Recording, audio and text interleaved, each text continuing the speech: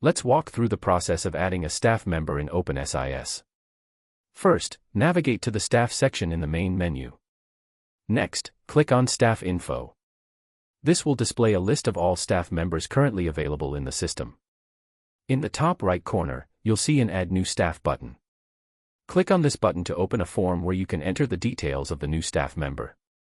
The form has several sections. Start by filling in the general information of the staff member.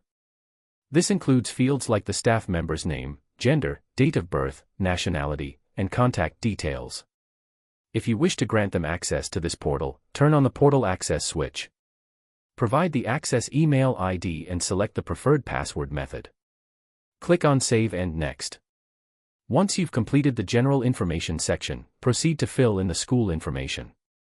This section captures details such as the job title of the staff member, their joining date, the grade level they will teach, etc.